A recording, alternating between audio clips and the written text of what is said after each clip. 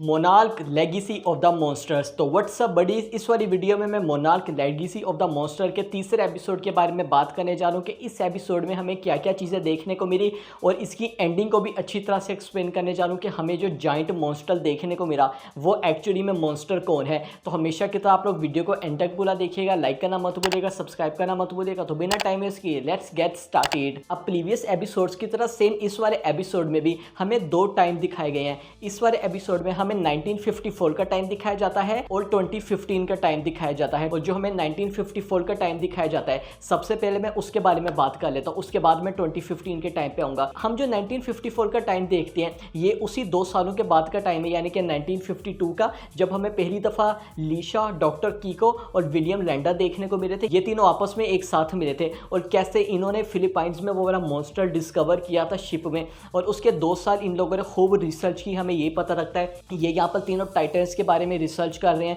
उसकी खोज कर रहे हैं कि असल में टाइटन्स कहाँ पर हैं और कितने ज़्यादा हैं। हम देखते हैं 1954 का जो हमें टाइम दिखाया जाता है, इनको जनरल से इंश्योरेंस चाहिए होती है और इनको वहाँ पर चाहिए होता है यूरेनियम, और इनको वो काफ़ी ज़्यादा मिकदार में चाहिए होता है ताकि इनको एक जो रेडिएशन की मदद से ना टाइटन एक फाउंड हुआ होता है, इनको लगता है कोई टाइटन है तो उसकी मदद से वो यहाँ पर आएगा। जब उसको पता लगेगा रेडिएशन है और वो जो ही वहाँ पर आएगा हम उस पर जो है ना उसको देखेंगे और उस पर रिसर्च करेंगे। ये इनको यहाँ पर जो है ना इंश्योरेंस चाहिए होती है और हम देखते हैं जो वहाँ पे जनरल होते हैं वो उसको इंश्योरेंस दे भी देते हैं, क्योंकि खुद यहाँ पर जो लीशा होता है वो भी उनका एस्कॉर्ट होता है। तो इस वजह से यहाँ पर डॉक्टर कीको और विलियम लैंडा को भी बेनिफिट हो जाता है। मगर यहाँ पर जो हमें काफ़ी ज़्यादा एक इंटरेस्टिंग और अलग चीज़ देखने को मिलती है, जो ये देखते हैं कि जो वहाँ पर यूरेनियम होता है वो एक ड्रोन फॉर्म में होता है, बल्कि इनको उस वाली फॉर्म में नहीं चाहिए था और इनको वहाँ पर उनका मकसद समझ आ जाता है। असल में जो वहाँ पर होते हैं जनरल और उनकी जो पूरी होती है आर्मी ट्रूप्स, इनका यही मकसद होता है कि वो जो टाइटन जो ही दिखे, जो ही वो इसके पास आए,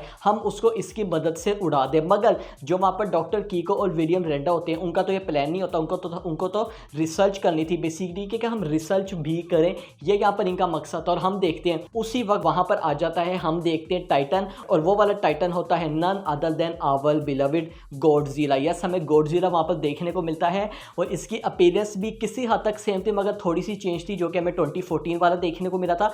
और अगर मैं बात करूँ तो 2019 वाला और गॉडजिला वर्सेस कॉन्ग वाला भी। ऑफ कोर्स यहाँ पर ये 1954 का टाइम है और हम देखते हैं जो ही वो वहाँ पर आता है, पास आने ही लगता है, मगर जो ही वो ड्रोन के पास पहुँचता है, ड्रोन जो है ब्लास्ट कर देता है उस पर और हमें दिखाया जाता है वहाँ पे काफ़ी ज़्यादा डिस्ट्रक्शन होती है। जो डॉक्टर कीको होती है वो रोकने की तो कोशिश करती है, मगर जो लीशा होता है वो उसको वहाँ पर पकड़ लेता है, उसको स्टॉप करता है। अब यहाँ पर मैं बात करता हूँ दो काफ़ी ज़्यादा इंपॉर्टेंट चीज़ की। सबसे पहले तो आप लोगों के ज़हन में भी आ रहा होगा जो लीशा है उसने रोका क्यों था, मतलब वो अगर जाने देता वो ड्रोन को स्टॉप करने का। तो देखें, और आप लोगों को भी पता है कि उसका रैंक छोटा था और जनरल ने भी उसको ये वाली बात बोली थी कि हम तुम्हारी बात नहीं मानेंगे। ये वाली चीज़ उसकी पे ग्रेड से काफ़ी ज़्यादा ऊपर है और अगर ये जो उसके खिलाफ जाता तो इसके खिलाफ भी काफ़ी ज़्यादा एक्शन यहाँ पर होना था।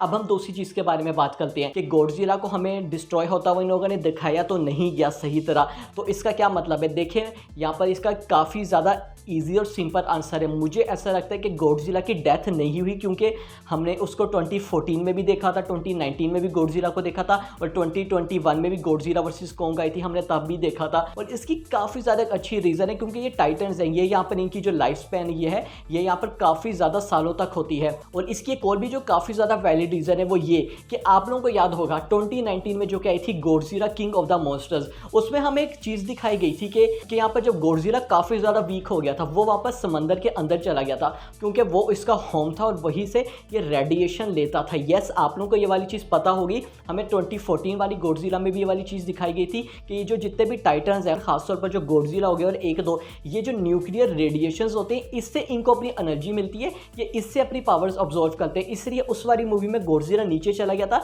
हील होने के लिए, मगर उसको वहाँ पे काफ़ी ज़्यादा टाइम लगना था हील होने के लिए। इसलिए उन्होंने क्या किया, काफ़ी ज़्यादा बड़ा, अगर मैं बात करता हूँ एक बॉम्ब जो है उसके ऊपर यहाँ से उसको एनर्जी दी, तो इसलिए उसके बाद हमने देखा था कि वो काफ़ी ज़्यादा वहाँ पर पावरफुल और दोबारा से री एनर्जाइज हो गया था। मगर अगर मैं इस वाले सिनेरियो पे आता हूँ, हमने देखा कि यहाँ पर यूरेनियम का ब्लास्ट जो है ना उस पर वहाँ पर कर दिया, तो मोस्ट प्रोबेबली इससे यही हो सकता है कि इन लोगों ने नहीं दिखाया कि उसकी वहाँ पर डेथ नहीं हुई, बल्कि उसके बाद वो और काफ़ी ज़्यादा पावरफुल हो गया, क्योंकि वहाँ पर लोगों ने उसको न्यूक्लियर एक्सप्लोजन से पावर दी थी। यहाँ पर इन लोगों ने यूरेनियम का यूज़ किया है।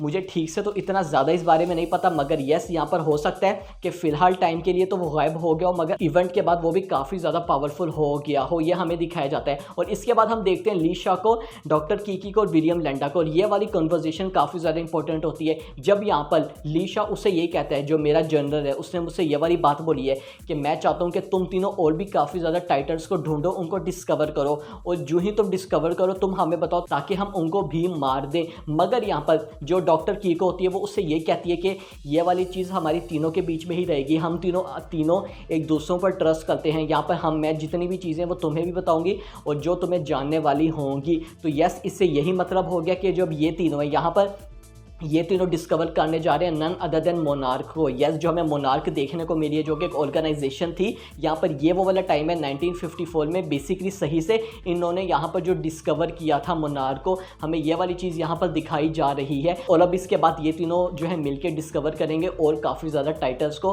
और मॉन्स्टर को। ये तो हमें 1954 का टाइम देखने को मिल गया। अब हम आ जाते हैं 2015 पे। 2015 का टाइम वहीं से स्टार्ट होता है जहाँ से एपिसोड नंबर 2 की एंडिंग हुई थी। हमें वहाँ पर केंटारो और मई देखने को मिलती है, और उसके साथ हमें लीशा भी देखने को मिलती है। और लीशा का यही प्लान होता है कि अब हमें इनके फादर को ढूंढना है, तो यहाँ से निकलना होगा। और हम देखते हैं कि जितने भी लोग होते हैं वहाँ से निकलने की कोशिश करते हैं और वहाँ से निकलने में कामयाब भी हो जाते हैं थोड़ी बहुत हर्डल्स के बाद। और यहाँ से जो ही निकलते हैं ये चले जाते हैं कोरिया की तरफ बढ़ते हुए। और यहाँ पर जो हमें एक इंपॉर्टेंट चीज़ देखने को मिलती है, यहाँ पर जो लीशा होता है वो यही बताता है, अब जो ये वाला लीशा ये काफ़ी ज़्यादा ओल्ड भी हो चुका है, और वो यहाँ पर ये बताता है कि अब जो मोनार्क हमने क्रिएट की थी उसका मकसद यही था कि टाइटन्स को हंट करना। मगर प्रेजेंट में जो मोनार्क है वो एक इंटेलिजेंस एजेंसी बन चुकी है। यहाँ पर अब वो दूसरे मकसद के लिए, कोई इलीगल मकसद के लिए काम कर रही है। जो उसका मेनली मकसद था वो कंप्लीटली हट चुका है। हमें जो यहाँ पर मई देखने को मिलती है, उसने जितनी भी जो फाइल्स होती हैं, जो कि इंपॉर्टेंट फाइल्स का हमें बैग देखने को मिला था जिसमें हमें केसेट्स भी देखने को मिली थी,